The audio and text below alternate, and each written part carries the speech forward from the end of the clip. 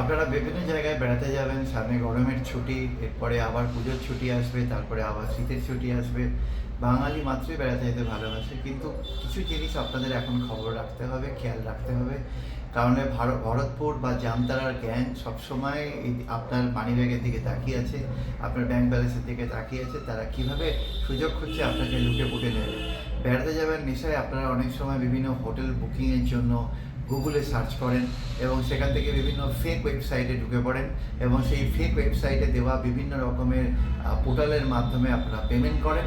পরবর্তীকালে গিয়ে আপনারা জানতে পারেন যে আদৌ আপনাদের নামে বুক হয়নি হোটেল রুম এবং আপনারা হতাশ হয়ে মাঝ রাস্তায় হ্যারেস হয়ে ফিরে আসেন, অথবা আবার নতুন করে টাকা দিয়ে দ্বিতীয়বার ডবল টাকা দিয়ে আপনারা আবার পুরী, দীঘা, দার্জিলিং বেড়াতে যান।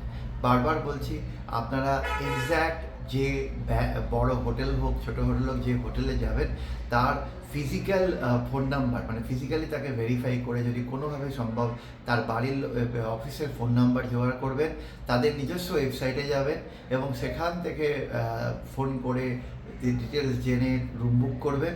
এবং অনলাইনে পেমেন্ট করার আগে কিন্তু 10বার ভেবে নেবেন, কারণ গুগলে সার্চ ইঞ্জিন অপটিমাইজেশনের মাধ্যমে যে পেজগুলো উঠে আসে সেগুলো 90% ক্ষেত্রে কিন্তু ফলস হয় এবং সেগুলোর উপর রিলাই না করাই ভালো।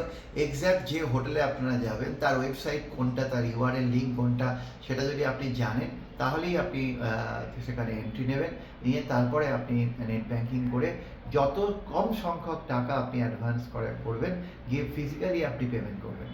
এই পুরো চক্রটা আজ থেকে না, বেশ কিছু বছর ধরে সক্রিয়। আপনারা জানেন এক্ষেত্রে ভরতপুরের একটা গ্যাংকে ধরে তাদের সাজাও হয়েছিল। একজন ল্যান্ড জুডিশিয়াল অফিসারের দীঘা পুরী বেড়াতে যাওয়া নিয়ে ফেক অ্যাকাউন্ট তৈরি করে তাদের টাকা লুটে নেওয়া হয়েছিল। আমরা একের পর এক ইনসিডেন্ট দেখেছি। প্যান্ডামিকের পর বহু মানুষ বেড়াতে যাওয়ার নেশায় বুঝতে পারেনি, তাদেরকে ঠকানো হয়েছিল বিভিন্নভাবে। তো আমি চাইবো যে আগামী দিনে আপনারা যাতে না ঠকেন, ভালো থাকুন, আনন্দ করুন, ঘুরে বেড়ান।